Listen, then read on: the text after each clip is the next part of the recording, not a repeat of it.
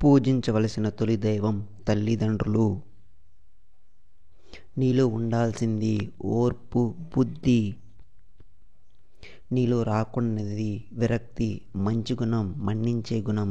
భయంకరమైన రోగం అత్యాశ. నమ్మకూడనివి వదంతులు, ఆపదను తెచ్చేవి అతివాగుడు. చేయవలసింది సహాయం, చేయకూడనిది ద్రోహం, వదలకూడనిది స్నేహం. కోపంగా మనల్ని వదిలి వెళ్ళేవారు ఏదో ఒక్కరోజు తిరిగి వస్తారు. మౌనంగా మనల్ని విడిచి వెళ్ళేవారు ఇక ఎప్పటికీ తిరిగి రారు. రాత్రులు నిద్ర రావడం లేదు, చేసే పని మీద శ్రద్ధ ఉండడం లేదు, జీవితంలో ప్రశాంతత లేదు. అందరికీ జీవితంలో ఏదో కావాలి, డబ్బు, పరపతి, స్థాయి, సుఖం. కానీ నాకు నేను కోల్పోయిన ఆనందం కావాలి.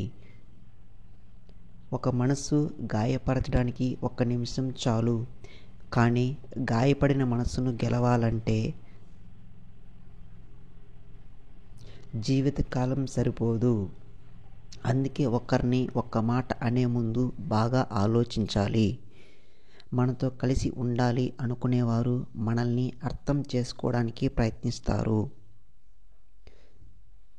అదే వదిలించుకోవాలనుకునేవారు మనల్ని బాధపెట్టి దూరం చేసుకోవడానికి ప్రయత్నిస్తారు.